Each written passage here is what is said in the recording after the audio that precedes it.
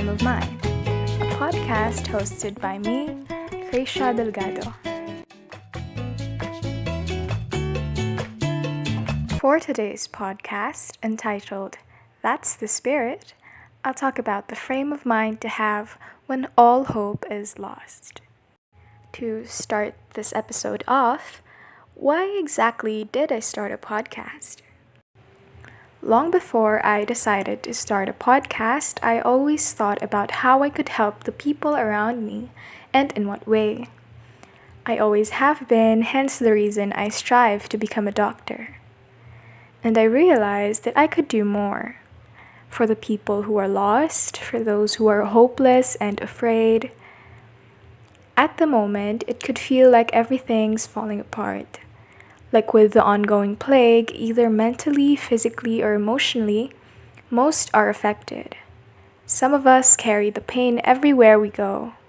And as a doctor, it hurts me to see all these people suffering every day. Because while I know I do everything I can to heal the sick, I know that if I had the power to, I would, but I cannot help everyone. I can only do what I could with the best of my abilities. And this mindset really crushed all the hope I had within myself as time went by. I'll begin with our topic for today. What is the frame of mind to have when all hope is lost? But what really helped me throughout all this was remembering how God has always loved and cared for us, and He still does. The stories from the Bible prove His everlasting love for us. And because most of us have been caught up in the pain and misery from this sickness, we have forgotten all that He had done because of His willingness to do so. I know some have even turned their backs against Him because of the same reason. As stated on Mark 10, verse 45, "For even the Son of Man did not come to be served, but to serve, and to give His life a ransom for many." Now, when I first heard this verse, I only thought about why. What was the reason behind these actions? And from then on, I learned more about Him serving His healing ministry, and then I slowly started to realize that He did this out of empathy and love. He did not want to see His beloved people suffering, and so He Himself did the healing. I never thought that the man could love people so much that He'd dedicate His earthly ministry to bless and serve the poor, the sick, and the distressed. And that was all I thought whenever I was helping to heal the sick in my own ways, how He did it out of His love for the people. And in the simplest of ways, you can too. Jesus showed His love by healing His people. And it is continued by the church to express the compassion and love of God for the sick. By expressing your love to your neighbors, you are also helping in your own way.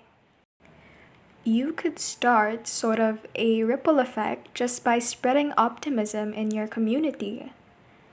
Any good deed you can think of will most probably help someone, because there are people around you who are suffering and losing hope. An act of kindness can help them and even you feel a little bit better. This was how I got through most of the challenges in my life, successfully, if I'm being honest. The acts of kindness from people who were also going through the same thing as me helped me feel better about my situation. It helped me get more comfortable and embrace the struggles, and instead channel that energy into something more productive and cheerful that could benefit the people around me.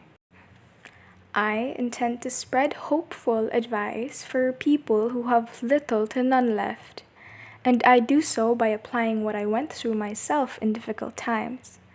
It pulled me out of challenging periods throughout my life and helped me gain more experience and knowledge to bring for the duration of my journey in this world. And now, I choose to share these with the people with anticipation that I'll do the same for them. And so that ends today's podcast episode. That's the Spirit. Once again, this is your host, Crecia Delgado, a Catholic doctor for the frame of mind. I really hope you enjoyed this episode and I was able to help in any way. Thank you very much and take it easy. Have a good day and don't forget to check my website for more updates on the next episode.